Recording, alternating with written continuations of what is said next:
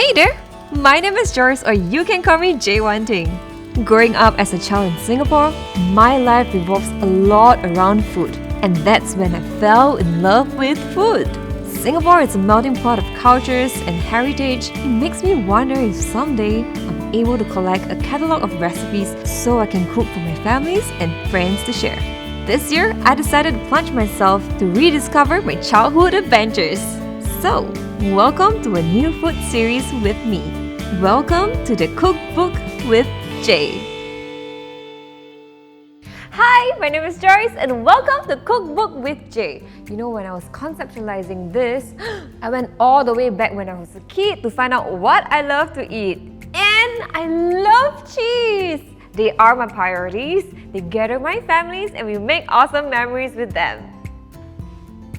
You know what? Today it's going to be super exciting because we have a chef in the kitchen. He is not only the founder of the 1925 Brewing Co. at Juchet, but he's also the Asian cuisine chef for the year 2020 at the World Gourmet Summit. So, let's go find out. Hello, Chef Ivan! Hello, Joyce. Whoa, what are all these? So today we'll be cooking a dish using Japanese cheeses, alright, distributed by Morinaga. So we've been cooking a lot with these cheeses and the flavors are great. Chef Ivan, you must be a cheesy going person. Is this how it's gonna be for the rest of the day? But anyway, okay, so today we're gonna be cooking this beef shakes. Yes. And this kind of like the idea came from looking at a cheese fondue fountain. So I thought, why not cook the beef actually with a cheese? Right, and this ME4 cheese sauce is actually perfect for this because the viscosity is something what we want. It's in a liquid form. And it's got 4 different types of cheeses in it as well. That's alright? why it's 4. ME4, yeah. So what we like about this one is because the Gouda has a very nice milky flavor. So cows drink. Cow drinks water. Okay.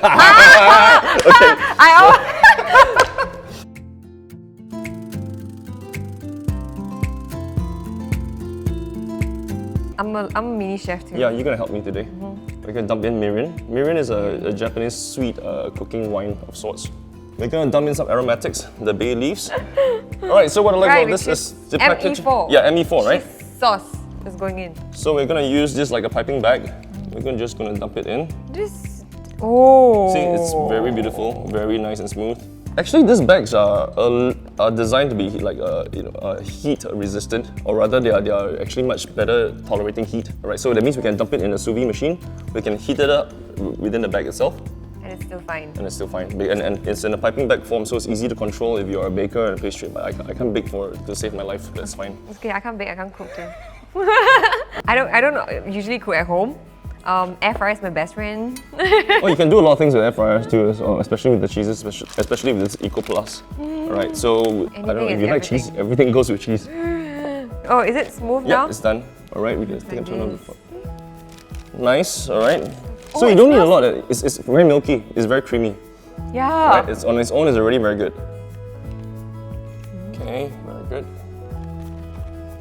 So you just Down put the beef the cheeks. beef shakes, okay. Okay, so we are done. You can put this into the sous vide machine. So the other one, so I just want to tell you, show you about this professionally sealed pouch. Right, it's slightly different, so there is no air pockets here, but you can still pretty much achieve the same with the home one. Right, so next what are we going to prepare? Okay, we're gonna prepare this Oh one. wait, Chef, I needed to ask you, Yes. can we like eat the ME4 cheese by its own? Usually we do not allow such a thing to happen in our kitchens, but sure. I mean, but it's possible? Sure, of course. So let's make a quick snack. So we Cheesy.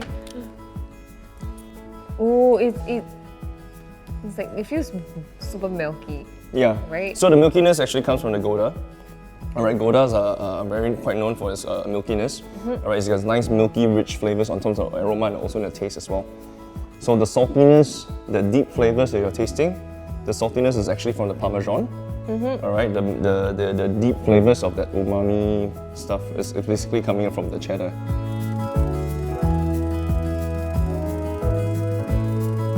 So what we are doing is that we're actually doing a cheese chip. Alright, so what we call a tuile, alright? It's basically a chip made out of cheese. Oven bake it at about 160 degrees for about half an hour. So these cheeses actually contain quite a bit of oil. Right, so that's what's important to remain its viscosity, stretchiness when you actually put it in the heat. Right, so you want that nice classic stretch, right? Yeah, it has all that. Okay, so this is done. Going into the oven. So 30 minutes for this guy because we want to take out the oils from there using the heat. Okay, so done. I leave it here for you for your snacking. Don't expose me. Turn it over so I can Is that right? so I can reach.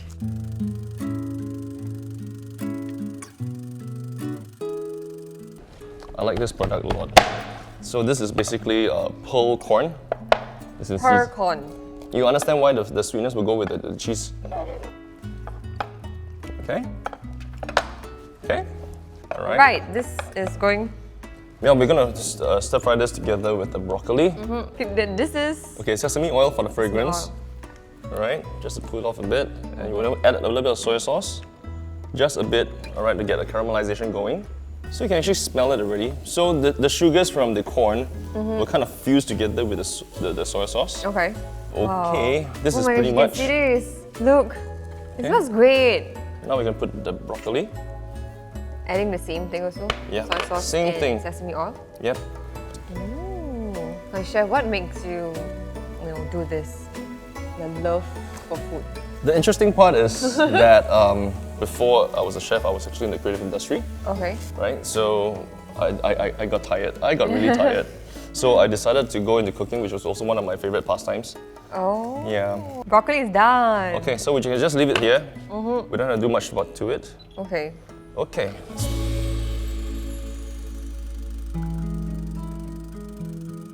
So this is actually a very simple stock. It's just basically pumpkin with water. Okay. All right, you just boil the pumpkin in water. And this is pumpkin water. Pumpkin water. Yes, very simple.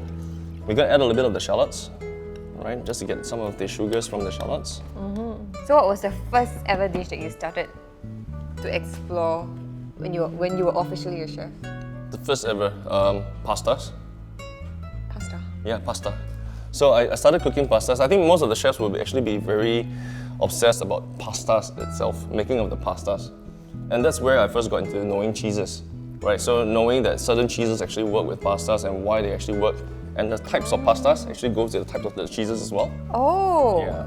Okay, this is just basic cream. Okay. Full cream. Yeah, full cream. Full cream. So the dairy, the cream will actually helps to bind in all the flavors of all the different cheese components as well, so that you won't have a root shock. The cream cheese is not enough. The cream is not enough. We're gonna add in the cream cheese, the cheese sauce as well. Did you see the texture? I really like eating it like that. The rest is yours. How do you know if it's done? Well, we're gonna dump it into this high-speed blender as well. Oh, you blend it. Yes. Okay, we're gonna dump it in. Okay, so we're gonna add a little bit of this xanthan gum into the mixture. It's to thicken. Yeah, it's a binder actually. Yeah, it's a thicken. Okay, so you just want to add a little bit to that.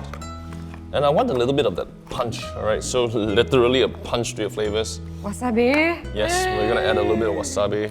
Wasabi is spicy. Okay, let's put this high speed. Okay, we'll just let it run, alright, in the background. And we can prepare something else. Right. Okay, so what I'm gonna do now is we're gonna prepare the mushrooms, alright? We're gonna saute the rest of the shallots, do you mind? We just want to add a little bit of oil. So we want to saute the thing so they kind of pull off the sugars. Okay. How's the mushroom gonna be done? Okay, so the mushroom is just going to be done on one side, very easy. I think you can do it as well if you are not afraid of the splattering oil. Thank you, Chef Ivan. You can take the plate. Welcome. Right, so this guy, for the mushroom, we're just going to put a little bit of that. So it also works as a very nice palate cleanser, so you go. Oh, Alright, it's very pretty. Look at this. Okay, so we just leave this be. It's pretty much done, and we can actually proceed to taking a look at our beef chicks, alright? Okay, I'm gonna get a tray just to... 13 hours beef chick. Did the cheese like became... Yes. So it's curdled up. It's natural. This is normal. Nothing's wrong with it. Right? It's not normal. Okay. So because it kind of made into little spheres because of the oil as well. Oh. So this oil is from the beef as well. So we don't want to make a mistake of pouring this liquid out because this is the good stuff. Everything just goes in. Okay? And then do you have to stir them also? Yes, of course. So we're going to put it in the blender again. We want a nice, fine-looking sauce. Just going to blitz this guy. We get all the other bigger chunks out. Whee! Okay, so this guy's done. I'm going to start portioning them out. Okay, here we go. Let me see whether you can get a spoon or you straight on. Okay, cool. Makings of a chef. Look at that tong tong thing. Layman terms. In terms, yeah. Okay, so these are why people eat beef cheeks, alright? It's nice, gelatinous, lots of collagen.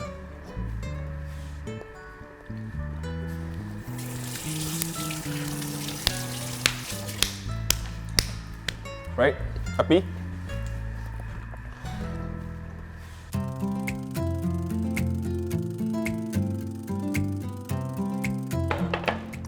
Okay. So the good thing about cooking in wildfire is that, like the term suggests, you are basically subjected to the temperaments of the fire. Right? So we're gonna start the fire. Can't control the fire, then how? Call fireman. Your cheesiness is getting to me. I cannot deal already. Whoa. So we're just gonna start. We have the beef ready. So we're gonna seal in the flavors because we want it to be kind of protected from the elements. Alright. Right, charcoal's ready too? Yes. Okay, we just want to The see. same tactic as how you do the mushrooms Yes. earlier on. Be careful about this. You see, this is a little bit. So you can look at that. Oh. So now the beef has changed. Beautiful The camera colors. catch that? Okay, so now we are done. Okay, nice. We just want to put it on. Right, so this is juicy. what we want. Look at that. Oh wow.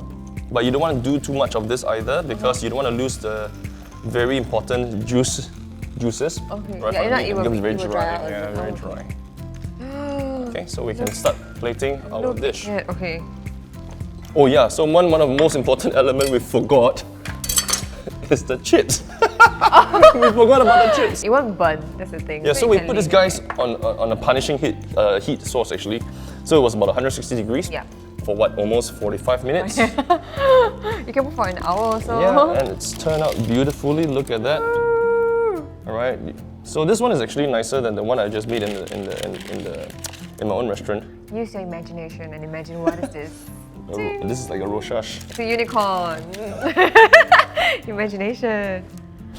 Says a lot about it. No, just kidding. It can be a Morinaga symbol too. The logo. Almost halfway there? Almost halfway there.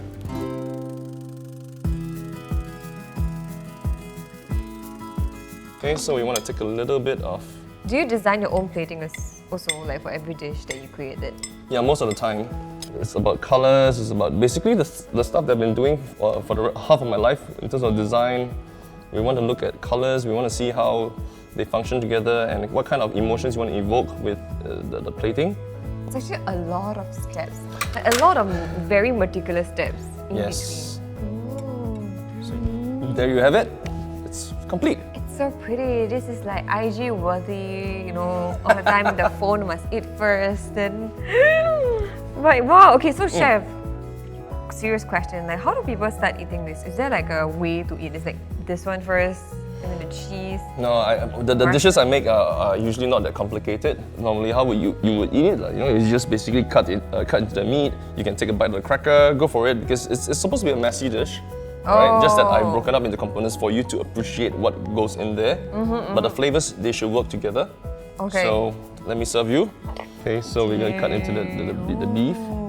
Right, so we're gonna take some of the sauce. Because I'm such a good host, I'll give you the full cracker. You're not gonna have any? No, I'm very familiar with the taste of this. I'm more concerned about how the beef would taste. Alright, okay. I'm gonna mix everything together. Yeah, I think you're the only concerned whether that fits in your mouth. Sorry. I can. Can I? Okay, I'm gonna go. I like everything together. Okay, you want a spoon? No need. I can do it. I can do it. I'll go Broccoli, first. yes. Broccoli, the corn, except for the mushroom. Oh no!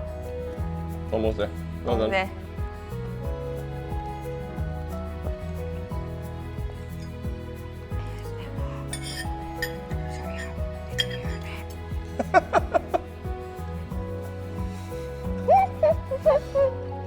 I really like to eat it with the cheese, the baked cheese thing, because the Eco Plus cheese put on top of the beef is a very good touch to the entire dish. Because the corn is actually quite crunchy on its own already. Yes, that's right. And then if you put that Eco Plus like cheese, which is being oven baked on top of it, right? It's like, yeah, what I like about the Eco Plus is the cheese, you know, the twirly, right? What we call the cracker, right? Yeah. So there's a nice crunch to it as well. And what follows after is the cheesiness, the milkiness of the cheeses themselves. That's why it's great. Top up with ikura, and then it bursts into my mouth like that. It's like 365 flavors in my mouth. Yes. But they don't like overpower each other. That's right. It's very nice. It's very pretty to look, and it's very nice to eat. It's very pleasant to eat. Pleasant to your palate. At least to mine. So what I think is most important really is that I think for cooking, at least for professional cooking, I think it applies as well to home cooking. As long as you use great ingredients, 50% of the cooking is pretty much done because you have premium ingredients, the flavors are packed, right? So I think with all the cheeses as well, we have all the 4 cheeses that's kind of packed in the ME4. Yep. Right, the Eco Plus as well. So it's all very easy to use. So it's not only just exclusive to us chefs in the professional kitchen. So these are things that we can actually do at home as well. That's right. So today I need to thank Chef Ivan for showing me, a lot of behind the scenes of how you create this dish. Sure. Yeah, and but of course, if you want to try Chef Ivan's curation or any new, I don't know, even you want to see his art, his piece of art, you can always go to his restaurant, the 1925 Brewing Co. at Juchet. Yes, that's right. Yeah, so we hope you enjoy this, and thank you so much, Chef Ivan. Bye. See ya!